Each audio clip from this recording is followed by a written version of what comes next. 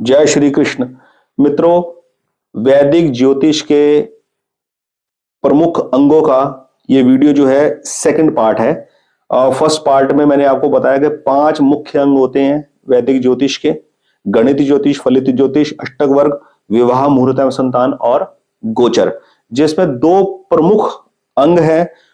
फलित ज्योतिष, उसको मैं पहली वीडियो में आपको बता चुका हूं। वो वीडियो मुझे थोड़ी लेंथी होने की वजह से कट करनी पड़ी, इसलिए सेकंड पार्ट बना रहा हूं। इसके अंदर मैं आपसे बात करूंगा दूसरे प्रमुख अंग की, विवाह, मुहूर्त एवं संतान। बहुत ही इंपॉर्टेंट मैटर है। जैसे पहले मुख्य अंग के बारे में हमने बात की, 3 चीजें आपको उस स्पेसिफिक पैटर्न में याद करने की जरूरत है। 9 ग्रह, 12 राशियां, 27 नक्षत्रों के नाम आपको याद होने चाहिए।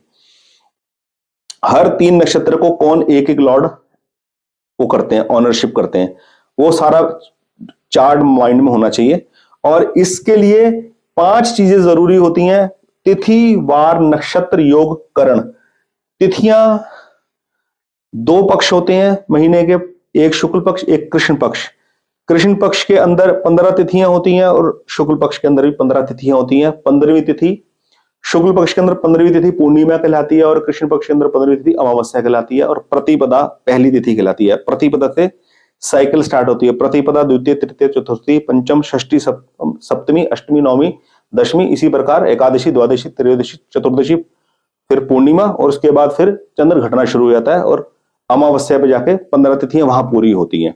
इस प्रकार तिथियां जो है टोटल शुक्ल पक्ष की 15 है और कृष्ण पक्ष की 15 है। वार 7 होते हैं, सोम से लेके रविवार तक, या कह लो रविवार से लेके सोमवार तक, ठीक है, शनिवार तक।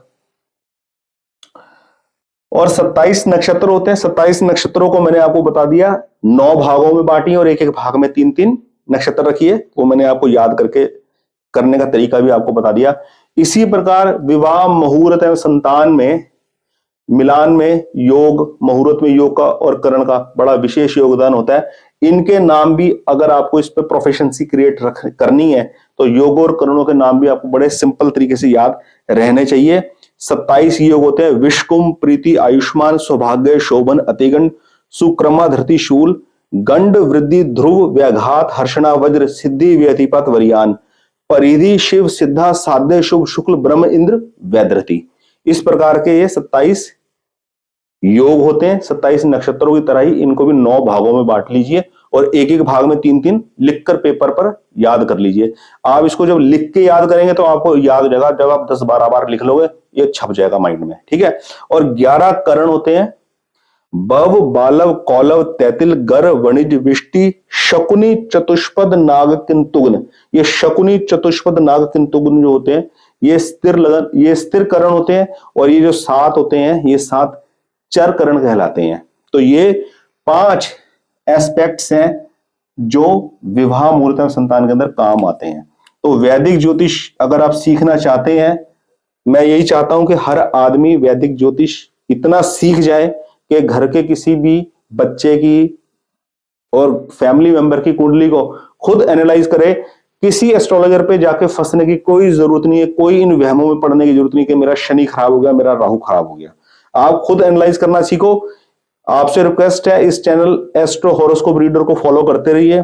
इसके ऊपर मैं वो टिप्स दूंगा सिंपल कि आप महादशाएं, अंतरदशाएं सब एनालाइज करना सीख जाओगे। बहुत बहुत धन्यवाद। जय श्री कृष्ण।